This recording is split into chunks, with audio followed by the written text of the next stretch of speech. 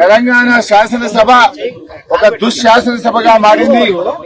ముఖ్యంగా ఈ శాసనసభలో ఒక జరుగుతున్న తీరు, కాంగ్రెస్ పార్టీ నడుపుతున్న తీరు సభ్య సమాజం తలదించుకునే విధంగా ఉంది. ఇందిరమ్మ రాజ్యం అంటే ఇందిరమ్మ రాజ్యంలో మహిళలకు దక్కే గౌరవం ఇదేనా అని నేను అడుగుతా ఉన్నా. నిన్న మా మహిళా శాసనసభ్యులను పట్టుకొని నోటితో ఉచ్చరించలేని భాషలో ముఖ్యమంత్రి ఉప ముఖ్యమంత్రి నిన్న మాట్లాడతారు. ఈ రోజు నిన్ననేమో మహిళా ఎమ్మెల్యేలను అవమానపరిచారు. ఈ రోజు ఈ రాష్ట్రంలోని ఈ దేశంలోని మహిళా మూర్తులను, తల్లులను, కన్న తల్లులను అవమానపరిచే విధంగా శాసనసభలో సభ్యులు మాట్లాడుతూ ఉన్నారు. దీన్ని ఎవరు ఎంకరేజ్ చేస్తున్నారు? సభా నాయకుడే సభలో ఉండి ఆ రకంగా సభ్యుల చేత మా బీఆర్ఎస్ పార్టీని, మా సభ్యులను తిట్టించే ప్రయత్నం చేయడం అంటే ఇది ఏ రకంగా సమంజసమని అడుగుతా ఉన్నా. ఎప్పుడైనా మేం ప్రభుత్వాన్ని ఘాటుగా విమర్శిస్తే, ప్రభుత్వాన్ని తప్పును ఎత్తి చూపితే కొన్ని సెకండ్లలోనే మా మైక్ కట్ అయిపోతుంది, కొన్ని సెకండ్లలోనే వీడియో మా నుంచి మారిపోతుంది.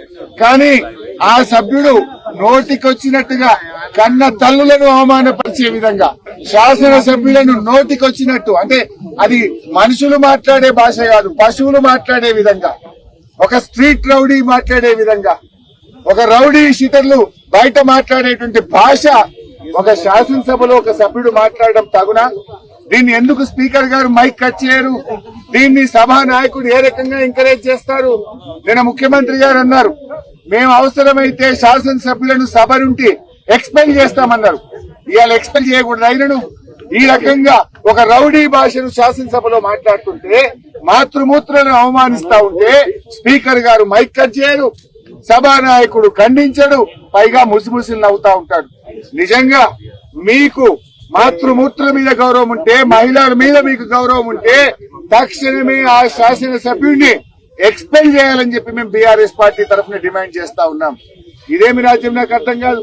నిన్న మహిళా ఎమ్మెల్యేలను అవమానపరుస్తారు, ఇలా మాతృమూర్తుల్ని అవమానపరుస్తారు. అంటే అసలు ఎవరన్నా మాతృత్వం విలువ తెలియని వాళ్ళు ఈ రకంగా మాట్లాడతారు తప్ప ఇది మంచి పద్ధతి కాదు. మేము కోరేది ఒక్కటే, ఇప్పటికైనా ఆ సభ్యుని మీద కఠినమైన చర్యలు తీసుకోవాలని, అతన్ని ఎక్స్పెల్ చేయాలని చెప్పి మేము ఈరోజు బీఆర్ఎస్ పార్టీ పక్షాన్ని డిమాండ్ చేస్తా ఉన్నాం. అంటే మొత్తంగా మహిళల్ని కించపరిచే విధంగా, మహిళల్ని అవమానపరిచే విధంగా ఈ రోజు మాట్లాడారు. కొంతమంది కాంగ్రెస్ పార్టీ మహిళా ఎమ్మెల్యేలు నిన్నొచ్చి మా సబితక్క మీదనో కోవలక్ష్మి గారి మీద మాట్లాడారు. మరి ఈ రోజు మీ చెవులలో మీకు వినబడతలేవా? ఒక తల్లుల్ని పట్టుకొని, మహిళల్ని పట్టుకొని ఆ రకంగా మాట్లాడుతూ ఉంటే ఆ కాంగ్రెస్ పార్టీ మహిళా మంత్రులు, శాసనసభ్యులు ఎందుకు స్పందించరు అని నేను అడుగుతా ఉన్నా. ఇదా శాసనసభ నడిపించే తీరు? మన పిల్లలకు మనం ఇదేనా నేర్పేది? ఈ భాష చూసి మన పిల్లలు రేపు ఏమనుకుంటారు? తెలంగాణ శాసనసభ యొక్క పరువును, ప్రతిష్టను మంట గడిపారు. తెలంగాణ శాసనసభ గౌరవాన్ని తల దించుకునే విధంగా ఈ రోజు శాసనసభ నడుస్తా ఉంది. ఇది చాలా దుర్మార్గమైనటువంటి భాష, రౌడీ భాషను ఈ రోజు శాసనసభలో ఎంకరేజ్ చేస్తా ఉన్నారు.